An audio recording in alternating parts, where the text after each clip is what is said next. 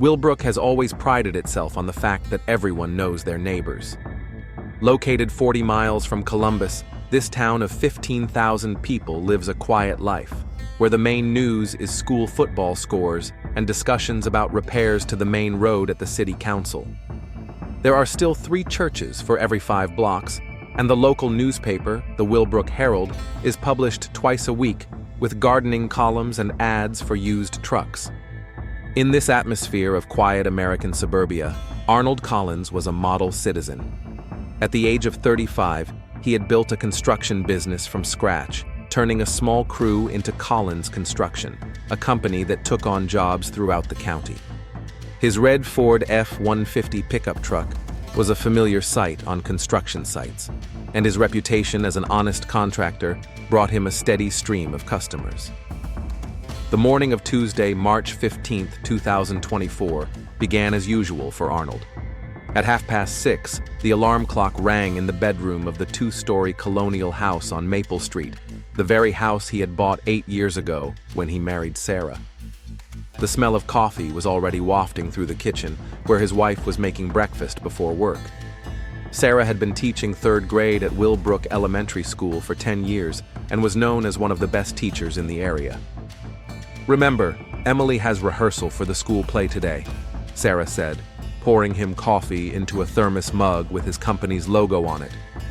Their 8-year-old daughter was playing a fairy in a production of A Midsummer Night's Dream, adapted for the lower grades.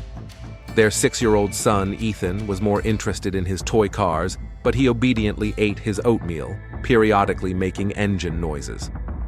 "Of course I remember. I'll try to be free by 6, Arnold replied, checking his phone. 3 missed calls from Tom Harris, for whom his crew was remodeling a kitchen in a house on the outskirts of town. Probably more problems with the electrical wiring, which the previous owners had installed themselves, violating every possible code. After kissing his wife and children goodbye, Arnold set off for the site. It was a cool March morning, but there was no snow. Spring in Ohio was always unpredictable. On the way, he drove past St. Paul's Church, where every Sunday the Collins family took their usual place in the 4th row. Pastor Davis always found time to talk to Arnold after the service. They discussed plans to repair the church roof, which was scheduled for the summer. The construction site greeted him with its familiar chaos. Carlos Sanchez, his senior foreman, had already hung the plans on the wall of the unfinished living room. 3 workers were discussing how best to run new wiring without damaging the load-bearing beams. Arnold appreciated these moments, when the team worked together smoothly, solving practical problems. There was no room for complex emotions or philosophical musings in construction. Either the wall was level or it wasn't. Either the wiring worked or it didn't. Or, "Boss, we need a decision on the bathroom tiles," said young Mikey Thompson, who had recently joined the crew after the Army. "Harris wants marble, but the budget won't allow it. Maybe we could suggest porcelain stoneware instead." Arnold made decisions like this dozens of times a day. Finding the balance between the client's desires and the reality of the budget was part of the art he had mastered over years of work. Show him 3 options for porcelain tile in the mid-price range. If he insists on natural stone, let him pay the difference. The day flew by in the usual hustle and bustle. Arnold coordinated work on 2 sites, met with suppliers, and drew up estimates for a new project, an extension to a young family's house on the northern outskirts of Willbrook. By 5 in the evening, he was already thinking about his daughter's rehearsal when the phone rang. "Arnold? It's Jake. Listen, I've got a problem with Mary Johnson's Chevrolet. Looks like the transmission is completely dead, and you know how persistent she is." Jake Miller owned Miller's Garage on the other side of town. They had been friends since childhood, played on the school baseball team together, and went to prom together.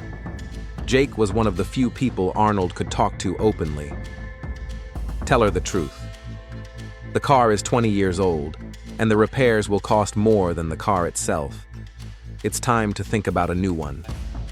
That's easy for you to say. She swears that this car is a memento of her late husband, and she's willing to spend her entire pension check on repairs. Arnold understood Jake. In a small town, you had to be not only a mechanic or a builder, but also a psychologist and a family counselor. People came not just to have their cars repaired or their houses built. They were looking for understanding, sympathy, advice. By 6:30, he had made it home. Emily was already in her fairy costume, a pink dress with sequins and homemade tulle wings. "Daddy, look how I fly!" she shouted, waving her arms and spinning around the living room. Sarah stood at the kitchen table, smoothing out the crumpled pages of the script. She's so nervous that she forgets half her lines. "I hope it goes better at the actual performance." "It'll be great," Arnold assured her, putting his arm around his wife's shoulders. For a moment, he thought she tensed slightly at his touch, but he chalked it up to fatigue after a long day at work. The family dinner passed in the usual hustle and bustle. Ethan talked about his new friend at kindergarten. Emily rehearsed her lines between bites of spaghetti. Sarah listened silently, occasionally correcting her daughter or asking her son not to play with his food. Arnold noticed that she looked more tired than usual. "Tough day?" he asked as the children ran off to play in the living room. "Same as usual. It just seems like the days are blending into one another. Home, work, kids, home again." Sarah began clearing the table, avoiding his gaze. "Do you remember we're having dinner with your parents this weekend?" Arnold had forgotten. His parents, Robert and Dorothy Collins, lived in a neighboring town and visited once a month. His father, a former military man, always found something to criticize about his grandchildren's upbringing or his son's business management. His mother usually remained silent, but her looks eloquently expressed approval or disapproval. "Of course I remember," he lied. "What shall we cook?" "I was thinking of ordering something ready-made. I just don't have the energy to cook a big dinner after a week of work." This was unusual for Sarah. She had always prided herself on her cooking skills and never served her guests store-bought food. Arnold sensed that something was wrong, but didn't know how to ask about it. The evening ended with the whole family watching a cartoon. The children settled on the sofa between their parents.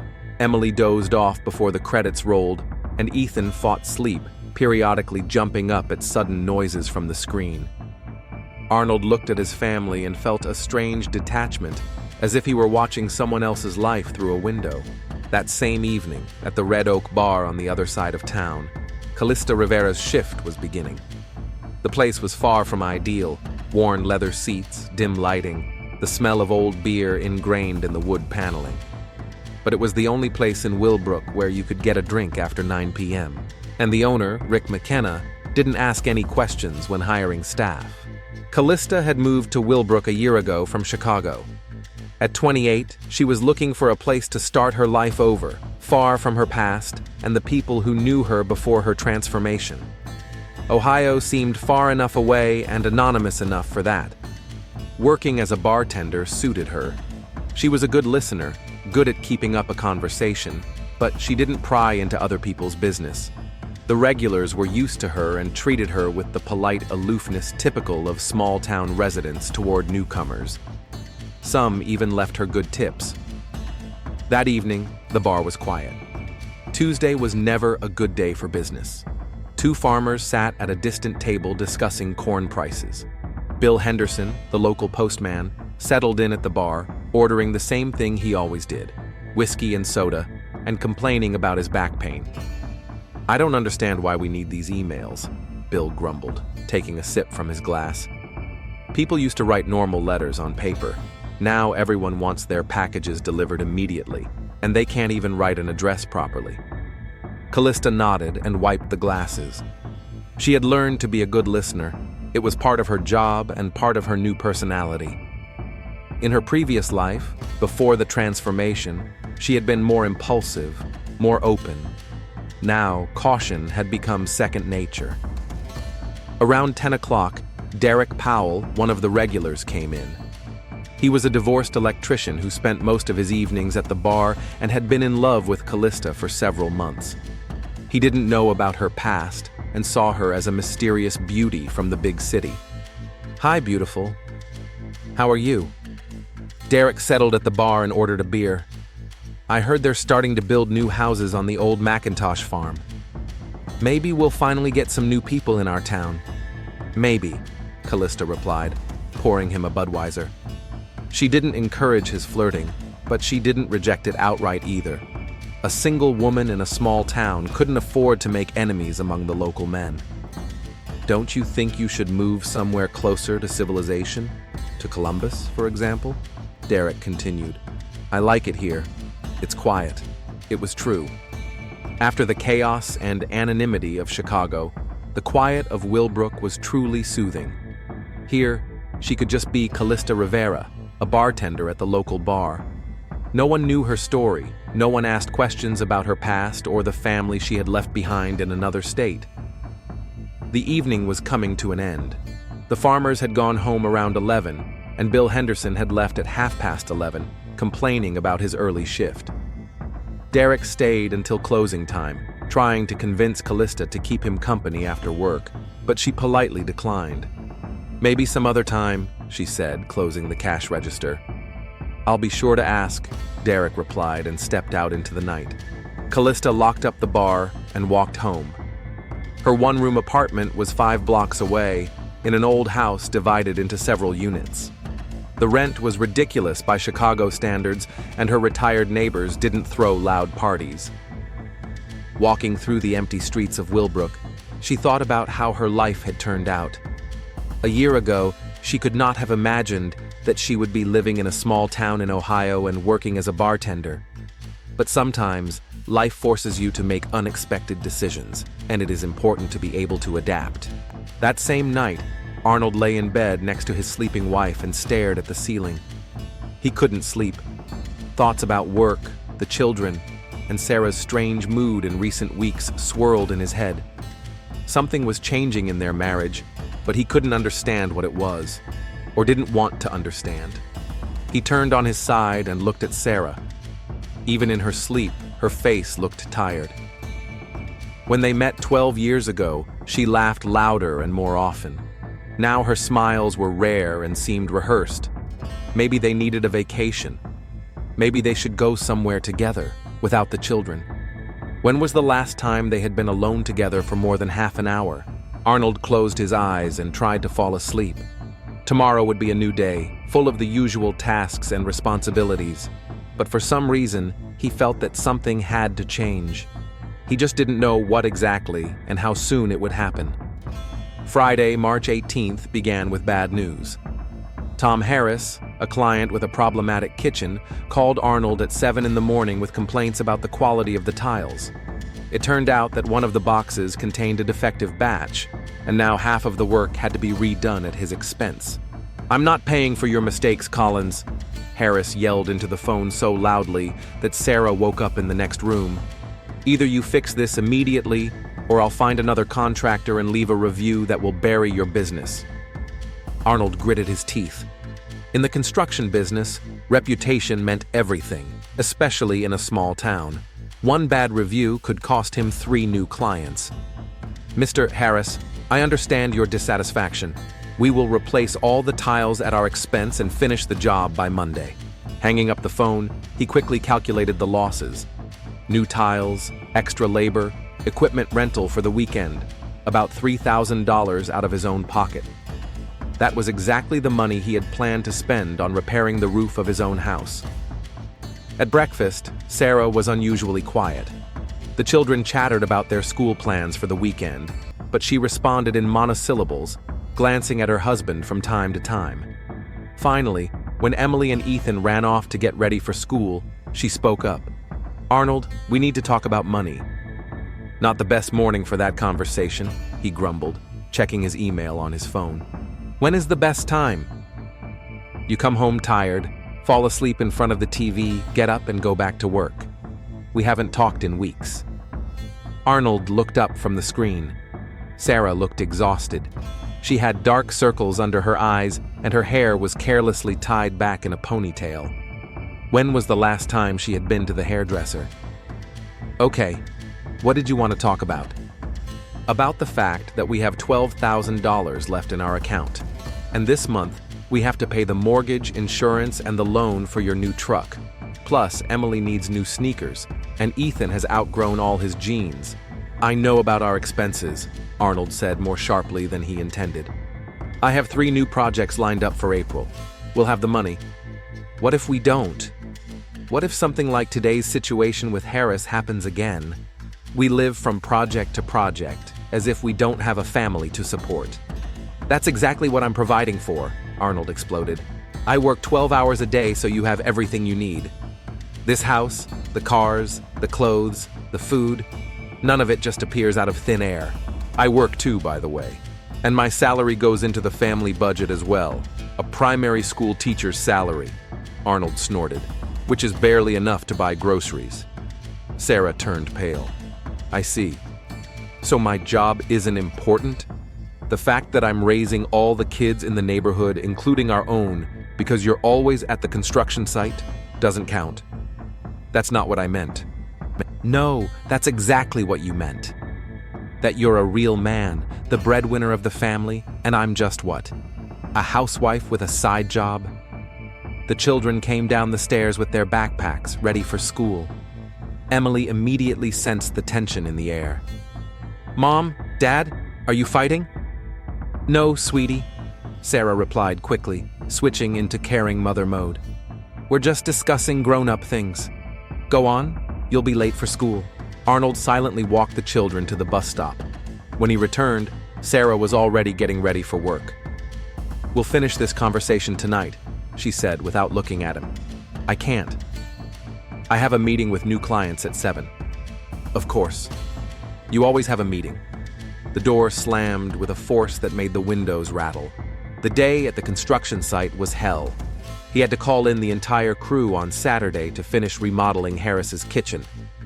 Carlos shook his head sadly as he calculated the additional costs. Mikey Thompson snidely remarked that some clients think builders work for free. By 6 in the evening, Arnold was mentally and physically exhausted. The meeting with potential clients, a young couple who wanted to add a garage to their house, was tense. He couldn't concentrate, constantly thinking about the morning's argument with Sarah.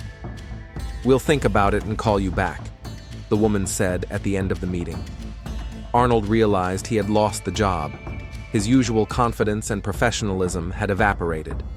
Instead of going home, he turned into the Red Oak bar. He needed a drink, to calm down, to think about how to fix things with his wife. Another unpleasant conversation awaited him at home, but here he could just be alone. The bar greeted him with its usual sounds, the quiet hum of the refrigerator, the creaking of the floorboards, the muffled voices of the patrons. Behind the bar stood a tall woman with dark hair whom he didn't recognize. She must be the new bartender. What can I get you? She asked with a slight accent. Her voice was low, slightly hoarse. Whiskey. Double. Jim Beam, if you have it. She poured the whiskey into a thick-walled glass and added a couple of ice cubes. Tough day? You could say that. Arnold took a sip and felt the alcohol burn his throat. Are you new here? I've been working here for a year. You just haven't been here on Fridays before. She wiped the glasses with a white towel. Kalista Rivera. Arnold Collins. Oh, the builder. I've heard about you. They say you're good at your job. I didn't do very well today. He finished his whiskey and nodded at the glass. Another one. Kalista poured him a second whiskey, but a smaller one. Problems at work? Arnold wasn't used to sharing his personal problems with strangers, but the alcohol loosened his tongue. Problems everywhere. The clients are jerks, money is running out, my wife is unhappy. He smiled bitterly. And you? How do you like our beautiful town? It's quiet here. After Chicago, it feels like I've entered another world. Why did you move? Kalista hesitated for a moment. I wanted to start over. Sometimes you need a change of scenery to figure yourself out. They talked for an hour, maybe 2. Arnold talked about his business, about how difficult it was to be self-employed in a small town. Kalista listened attentively, asked the right questions, laughed at his jokes. She was attractive, tall, with regular features and long dark hair. and there was something mysterious about her. "Can I ask you a personal question?" Arnold asked, when only they and two other patrons in the far corner remained in the bar. "Do you have someone?" Kalista shook her head. "It's not working out. It's hard to meet the right person in small towns. I understand. Everyone knows each other. Gossip, judgment. Exactly." She poured him another whiskey, even though he hadn't asked for it. "What about you?" "Married. 2 children." The words came out mechanically, like a memorized formula. 15 years together, 8 married. Happily married? The question hung in the air. Arnold was silent for a long time, twirling the glass in his hands. "I don't know. I used to think so. Now we're like roommates who share bills and household chores. That happens. People change, grow apart." There was no judgment in her voice, only understanding. Arnold felt he could talk to her about anything without fear that tomorrow the whole town would be discussing his problems. Around midnight, Kalista began closing the bar. "I have to go," Arnold said, taking out his wallet. "Wait." She touched his hand. "Would you mind walking me home?" It's kind of uncomfortable walking alone on the streets at night. He knew he should refuse. He knew he should go home to his wife and children. But the alcohol, loneliness, and warmth of her hand made him nod. They walked through the empty streets of Willbrook, talking about music, movies, books. It turned out they had a lot in common. Kalista read the same detective novels he did, loved old westerns, hated modern pop music. "Would you like to come in for coffee?" she asked when they reached her house. "I know it's late, but—" Arnold hesitated for a second. Then he nodded. Her small apartment smelled of women's perfume and coffee. There were a few books, minimal furniture, and no photographs. It was as if someone lived there who was ready to pack up and leave at any moment. Kalista turned on some soft music and poured coffee with brandy. They sat on the sofa, their knees almost touching. The conversation became more personal, more intimate. "You are a beautiful woman," Arnold said, without realizing what he was saying. "Thank you." Kalista looked at him intently. "And you are an attractive man. Your wife is lucky." "My wife?" "We haven't been close for a long time. Physically, emotionally. Sometimes I feel like she just tolerates me." Kalista moved closer. "Maybe you've just forgotten how to see each other?" Her hand rested on his cheek. Arnold closed his eyes, enjoying the touch. When he opened them, Kalista was staring at him intently. "We shouldn't be doing this," he whispered. "I know." But she didn't remove her hand. They kissed slowly, cautiously, like teenagers on a first date. Then passion took over. Clothes fell to the floor, hands explored unfamiliar bodies, breathing quickened. They spent the rest of the night at the Sunset Inn motel on the outskirts of town. Arnold couldn't remember the last time he had felt so alive, so desired. Kalista was passionate and tender at the same time. She made him forget all his problems, the whole world outside this room. The morning sun woke him up at 7 o'clock. Arnold slowly came to his senses, feeling a headache from alcohol and a vague sense of guilt. Kalista was sleeping next to him, covered with a sheet. She looked even more beautiful in the morning light. He got up quietly, intending to get dressed and leave unnoticed. But when the sheet slipped off her body, Arnold saw something that made his world collapse. Between Kalista's legs were male genitals. For a few seconds he stood frozen, not believing his eyes. Then reality hit him with full force. He had spent the whole night making love to a man, to a transgender person. "What the hell?" he gasped, recoiling against the wall. Kalista woke up at the sound of his voice. Seeing his face, she understood everything and quickly pulled the sheet back over herself. "Arnold, wait! Let me explain." "Explain what?" he shouted, grabbing his clothes. "Are you a man?" "Did you deceive me? How could you make me do that?" "I didn't make you do anything." "You did it yourself." "Shut up, just shut up." Arnold pulled on his jeans and buttoned his shirt with trembling hands. "You're a sick bastard. A pervert. Kalista sat on the bed, wrapped tightly in a sheet. Tears welled up in her eyes. I'm a woman, Arnold. Yes, I was born in a man's body, but I'm a woman. What happened between us? Nothing happened between us, he barked, grabbing his car keys. It was disgusting. You're disgusting. He ran out of the room, slamming the door so hard that the walls shook. He sat in the car for several minutes, trying to stop his hands from shaking. What had he done? What the hell had he done? He felt sick the whole way home. Thoughts swirled in his head about what his wife would say, what his children would think, what people in town would say if anyone found out. His reputation. The next few days were hell for Arnold. He couldn't think about anything else but that night. Every time memories of Kalista's touch and how he responded to it came to mind, he was literally turned inside out. On Monday, at the construction site, he yelled at the workers for the slightest infractions. Carlos Sanchez looked at his boss in surprise, as he was usually a fair and patient leader. Mikey Thompson got yelled at for mixing the cement incorrectly, even though he had been doing it the same way for 6 months. "What's wrong with you, Arnold?" Carlos asked during lunch break. "You're acting like a bear with a sore head." "Just tired." Lots of problems. Arnold didn't even touch the sandwich he had brought from home. He hadn't had an appetite for 3 days. Things weren't any better at home. Sarah noticed his strange behavior. He flinched when she unexpectedly entered the room, avoided her gaze, and answered her questions in monosyllables. When the children tried to hug him, he froze, as if their touch caused him pain. "Arnold, you're acting strange," Sarah said on Tuesday evening after the children had gone to bed. "What's going on?" "Nothing's going on. Just a lot of work." "Where were you on Friday night?" "You came home at 6:30 in the morning." Arnold froze.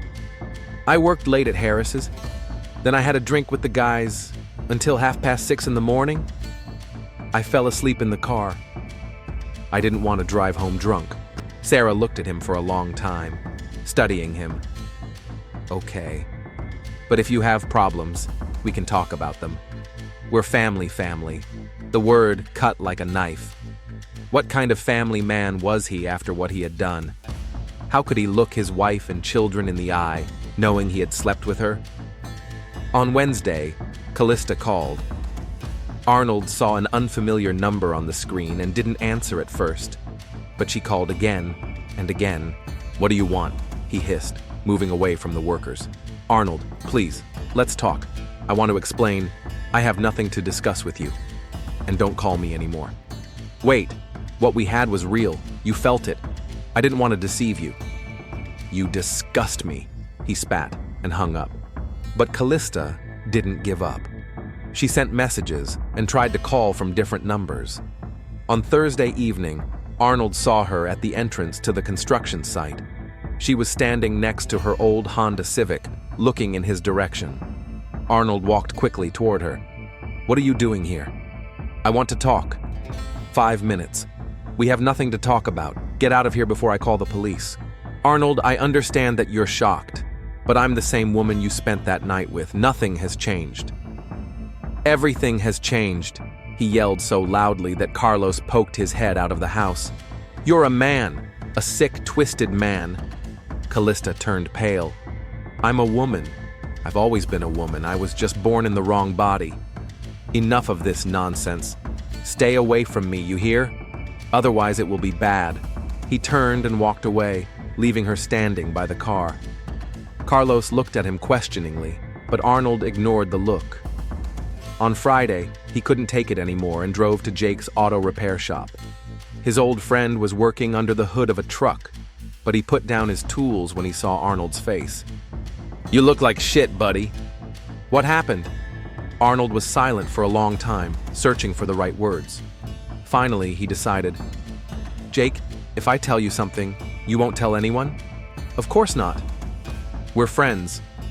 Last Friday I slept with a woman. Not Sarah." Jake whistled. "Seriously? Who is she?" "The new bartender at Red Oak." "Kalista. She's cute. I've seen her a couple of times, so you're in love? Hell no. Jake, she's a man. Jake dropped his wrench. What? Transgender. Found out this morning she has a... Arnold couldn't finish. Holy shit. Jake scratched his head. What now? I don't know. She's calling, texting, stalking me. She says we need to talk. How do you feel? Disgusted. Furious. It's like I've been raped. I'm not gay, Jake. I never have been. Jake was silent for a long time, thinking about the situation. Listen, I understand it's a shitty situation, but what's done is done. Forget about it and move on. How can I forget? Every time I look at my wife, I think about what I did. I feel like everyone can see it on my face. No one can see anything. That's just your paranoia. The main thing is that Sarah doesn't find out. What if this Kalista tells her? What if she starts to take revenge? Jake shrugged. It's not in her interest either. In our town, people like her aren't treated very kindly. She understands that herself. Arnold nodded, but felt no relief. Something inside him demanded action, demanded that he put an end to this situation once and for all. Meanwhile, Kalista's life was turning into a nightmare. After that meeting at the construction site, she realized that Arnold was not going to make contact, but she hoped that with time he would calm down and rethink what had happened. On Saturday, when she arrived at work at the bar, she found a note on the windshield of her car. Get out of our town, freak, before it's too late. Rick McKenna, the bar owner, noticed how pale she was. What's wrong, Cal? Nothing. Just tired. But the trouble continued. On Sunday, someone smashed her apartment window with a rock. On Monday, someone spray-painted pervert on her door. The building manager, an elderly Mr. Clark, apologized sheepishly and promised to paint over it, but Kalista saw the questions in his eyes. On Tuesday, Derek Powell came into the bar as usual, but he was acting strangely, avoiding her gaze, ordering beer in monosyllables. Derek, is everything okay? Kalista asked. He was silent for a long time, then looked at her intently. Cal, can I ask you a personal question? Of course. Are you a real woman? Kalista's heart sank. What do you mean? There are rumors.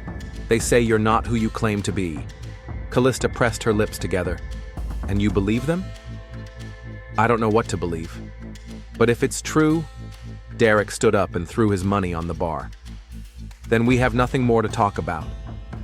He left, leaving her alone with a few drunk farmers who now looked at her with curiosity and hostility. On Wednesday, the situation worsened. Someone had punctured the tires of her car. Kalista called a taxi to get to work, but all evening she felt the hostile glances of the patrons. Maybe you should take some time off, Rick suggested after closing. Wait until things calm down. What's going to calm down?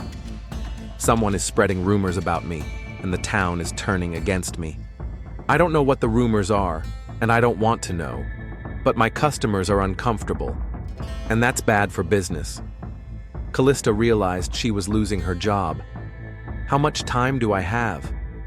Until the end of the week. I'm sorry, Cal. You're a good employee, but... At home, she sat by the window and looked out at the empty street. Willbrook, which had seemed like a refuge to her, was turning into a hostile place. She suspected that Arnold was behind it all, but she couldn't prove anything. On Thursday morning, an unfamiliar male voice called her, "Get out of town, you ugly bitch, while you're still alive." Kalista hung up the phone with trembling hands. Maybe she should take Rick's advice and leave. But where? And why should she run away because of other people's prejudices? She made a decision. Tomorrow, Friday, she would try once more to talk to Arnold, to explain to him that she was not his enemy, that she did not want to ruin his life. Maybe if he understood that, the harassment would stop. Kalista didn't know that this conversation would be her last. Saturday morning, March 26th, began with a scream from Mrs. Dorothy Henderson. Kalista's 72-year-old neighbor was climbing the stairs to her second-floor apartment when she noticed that the door to apartment 1B was ajar. A sharp, metallic smell wafted through the crack. "Kalista, dear?" Mrs. Henderson called, pushing the door. "Are you all right?" The door slowly opened, and the elderly woman saw something that made her scream so loudly that neighbors from all the apartments in the building came running. Kalista Rivera was lying on the living room floor in a pool of blood. Her dark hair was tangled, and her face and neck were bruised. A broken lamp lay nearby, its shards of glass glistening in the morning sun streaming through the only window. Mrs. Henderson, despite her advanced age, kept her wits about her. She forbade the neighbors from entering the apartment and immediately called the police. Detective Michael O'Connor arrived at the scene at 9 in the morning. At 45, he had investigated 3 murders in his 20 years with the Willbrook Police Department, 1 case of domestic violence, 1 fatal robbery, and a suicide that initially looked like a murder. For a small town, it wasn't much, but O'Connor was considered an experienced investigator. A tall, thin man with graying temples, he methodically examined the crime scene, taking notes in a small notebook. His partner, a young officer named Danny Rodriguez, photographed the evidence. "What do we have?" O'Connor asked the first patrol officer to arrive on the scene. "The victim is Kalista Rivera, 28 years old, worked as a bartender at the Red Oak. She was found by her neighbor around 8 in the morning. The door was ajar." O'Connor crouched down next to the body, trying not to step in the blood. Kalista was dressed in jeans and a sweater, normal home clothes, no signs of sexual assault. Multiple blows to the head with a blunt object, probably a broken lamp, the shards of which were lying nearby. "Time of death?" he asked the coroner who had arrived. "Preliminary estimate is between midnight and 3 in the morning. I'll be more precise after the autopsy." The apartment was small, a living room combined with a kitchen, a bedroom, and a bathroom. Everything was relatively tidy, except for the scene of the crime. There were no signs of a struggle in the other rooms, nothing had been stolen. The wallet with money and credit cards was on the kitchen table. "It doesn't look like a robbery," Rodriguez remarked. "No. It's something personal." O'Connor examined the scattered items. "See if there are any signs of forced entry on the doors and windows." The lock on the front door was intact, and the windows were locked from the inside. Either the victim knew the killer and let him in voluntarily, or he had a key. At noon, O'Connor went to the Red Oak bar. The owner, Rick McKenna, was clearly upset by the news of his employee's death. "I can't believe it. Who could have done such a thing?" "Mr. McKenna, tell us about Kalista. How long did she work for you?" "A little over a year. She was a good worker, reliable, punctual. The customers loved her." Rick hesitated. "Although there had been some problems lately." "What kind of problems?" "There were rumors that she wasn't exactly a normal woman, if you know what I mean." O'Connor raised his eyebrows. "Explain in more detail." "People said she was transgender. I don't know if it's true or not, and I didn't care. But some customers were bothered by it. Last week, I had to fire her." "Who started these rumors?" "I don't know. One day, everyone was suddenly talking about it." O'Connor wrote down the information. "I need a list of regular customers, especially those who might have taken a particular interest in her." Next was Derek Powell. The electrician was sitting in his workshop repairing a toaster when the detective arrived. "Yes, I knew Kalista. She was a nice girl." Derek avoided O'Connor's gaze. "I used to drink at the bar where she worked." "Did you have a relationship?" "No, we just talked. I tried to ask her out, but she refused." "When was the last time you saw her?" "Last week on Tuesday." "At the bar. How did she look? Was anything bothering her?" Derek pressed his lips together. "Look, I don't want to speak ill of the dead, but people said she wasn't quite a woman, if you know what I mean." "And what do you think about that?" "I don't know what to think. If it's true, it's understandable why someone might get angry." O'Connor noted this statement in his notebook. The picture was beginning to clear up. At that time, Arnold Collins was working on a construction site, trying to concentrate on installing kitchen cabinets. His hands were shaking, and he had already made 2 mistakes with the measurements. Carlos noticed his boss's condition but said nothing. At 1:30, worker Mikey Thompson came running back from his lunch break with news. "Guys, they killed the bartender from the Red Oak. Kalista, remember her? They found her dead at her house." Arnold felt the ground slip away beneath his feet. The hammer fell from his hands and crashed to the floor. "What? Who said that?" he managed to say. "It was on the radio. The police are already investigating. They say she was killed last night very brutally." Arnold staggered and leaned against the wall. "I need to use the restroom." He locked himself in a portable toilet on the construction site and threw up. His hands were shaking so badly that he couldn't button his shirt. His mind was in complete chaos. She was dead. Kalista was dead. Someone had killed her. What if the police found out about their relationship? What if someone had seen them together that night? His phone calls were surely recorded. "Arnold, are you okay?" Carlos's voice came from behind the door. "Yes, everything's fine. I just don't feel well. I'm going home." He got into his truck and tried to pull himself together. He had to act normal, as if it didn't concern him, as if he were just another resident of the city who had heard the sad news about an acquaintance. At home, he turned on the local news. A reporter was standing outside Kalista's house, giving details. The police are not releasing any details yet, but sources say it was a brutal attack. The victim suffered multiple head injuries.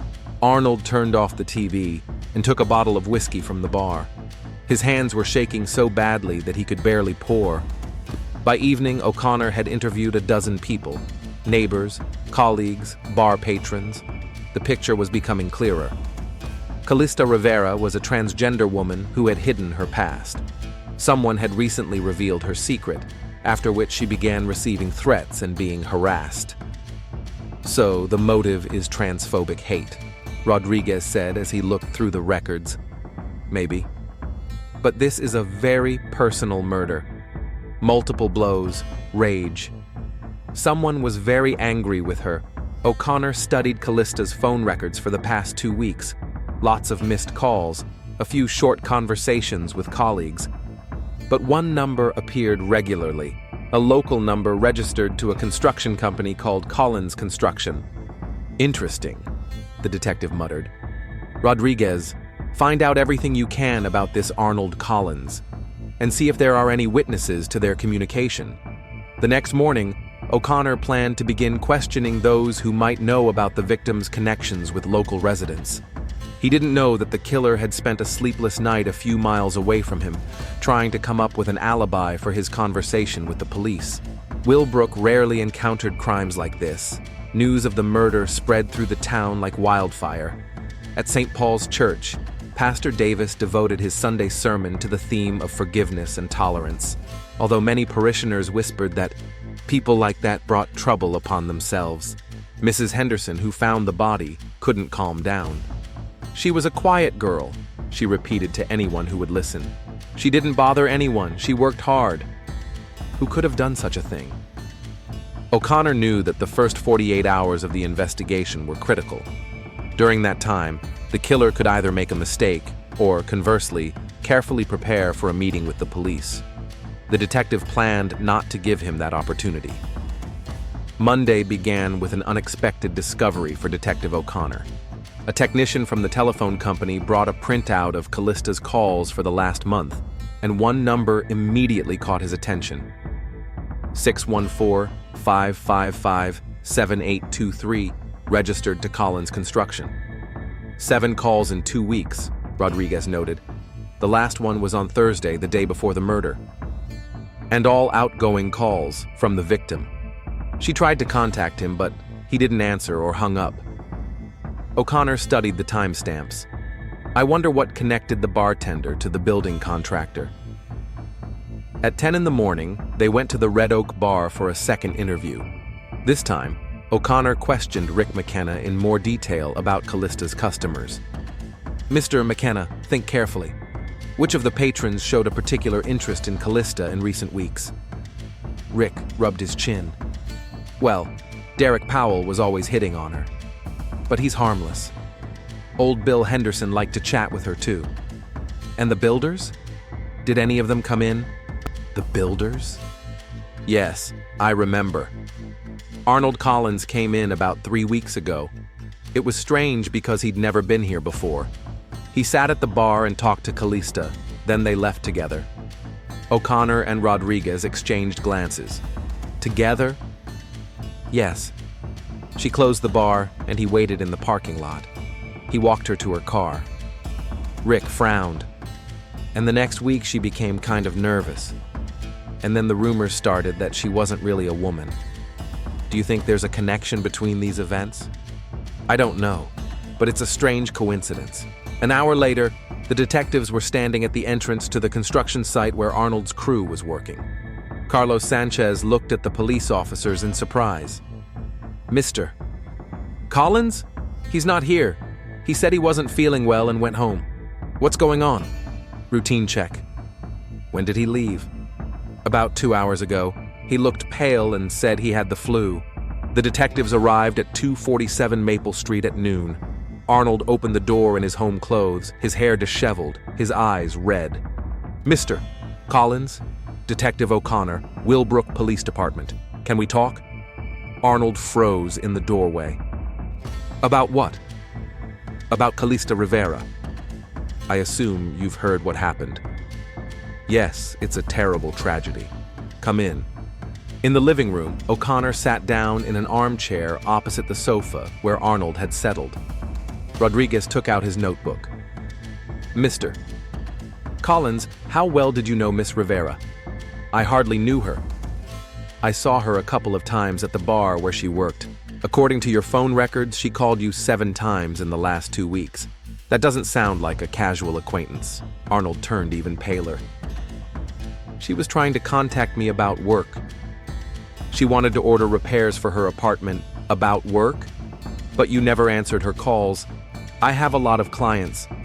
I don't always have time to answer right away. O'Connor studied Arnold's face closely. Classic signs of lying, avoiding eye contact, nervous gestures, sweat on the forehead. Where were you on Friday night between 11 p.m. and 3 a.m.? At home. Sleeping. Who can confirm that? My wife. My children. We'll be sure to talk to them. Now tell us the truth about your relationship with Kalista Rivera. Arnold was silent for a few seconds. I told the truth. I barely knew her. After the police left, Arnold realized that the situation was becoming critical. He had to warn Jake, the only person who knew the truth. Miller's garage was a 10-minute drive away. Jake was working under the hood of an old Buick, but he put down his tools when he saw his friend's condition. Arnold, you look like a ghost. Jake, we have a problem. Kalista was murdered. What? When? Friday night. The police just came to my house. They know she called me Jake, whistled. And what did you tell them? That I barely knew her. But they didn't believe me. Jake, if they ask you about our conversation, I don't remember anything, Jake replied quickly. We talked about work, about family. That's all. Thanks, buddy. I knew I could count on you. But Jake already had his doubts. He couldn't sleep all night, thinking about his conversation with Arnold. His childhood friend was desperate, talking about how he had been deceived, how disgusting it was. And now, this woman was dead. On Tuesday, O'Connor returned to the Collins house, but this time to talk to Sarah. The teacher looked exhausted, dark circles under her eyes, nervous hand movements. Mrs. Collins, where was your husband on Friday evening? At home. We watched TV together, then went to bed. What time? Sarah hesitated. Around 11. And he was with you all night? A long pause. Yes, I don't know. I sleep soundly, I take sleeping pills, but he was home in the morning. What time did you see him in the morning? Around 7. He was having breakfast in the kitchen. O'Connor recorded the testimony. Arnold's alibi was crumbling. His wife could not confirm his presence at home during the critical hours. On Wednesday, the detective decided to press the weak link. Jake Miller was sitting in his office pretending to be busy with paperwork when O'Connor appeared. "Mr. Miller, I need to ask you a few questions about Arnold Collins." "What exactly?" "His mental state lately." "Colleagues say he's become nervous, aggressive." Jake avoided the detective's gaze. "I don't know. Arnold is his usual self." "Did he tell you about problems with women? About Kalista Rivera?" "No, nothing like that." O'Connor studied the mechanic's face closely. "Mr. Miller, I'm investigating a murder. If you're hiding something, that's a serious obstruction of justice." Jake remained silent, but sweat beaded on his forehead. "Think carefully. I'll be back tomorrow and we'll talk again." Jake didn't sleep a wink that night. On the one hand, there was childhood friendship, loyalty, and a promise to keep quiet. On the other hand, there was murder, justice, and the truth. By morning, he had made his decision. On Thursday at 10 o'clock, Jake walked into the police station himself. "Detective O'Connor, I want to tell you the truth about Arnold Collins." An hour later, O'Connor knew the whole story, about the night at the motel, about Arnold's shock, about his rage and self-loathing. He said he felt disgusted, that he felt cheated. He said she was stalking him, calling him, writing to him. I advised him to forget it and move on, but he was obsessed. Did he threaten her? Not directly, but he said she should leave him alone, or else. That was enough for an arrest warrant. On Friday morning, exactly 1 week after the murder, detectives arrived at the Collins house. Arnold was working in the yard, trimming the bushes. When he saw the police cars, he dropped his shears. "Arnold Collins, you are under arrest on suspicion of the murder of Kalista Rivera." Sarah ran out of the house, the children looked out of the windows, neighbors gathered on the sidewalk, whispering and pointing fingers. "Arnold? What's going on?" Sarah shouted, but the detectives were already handcuffing her husband. A search of the house yielded additional evidence. In the trash can, they found clothes with stains that could have been blood. On his phone, they found deleted messages from Kalista. The town was shocked by the arrest. Arnold Collins, a model family man, successful businessman, and churchgoer, turned out to be a murderer.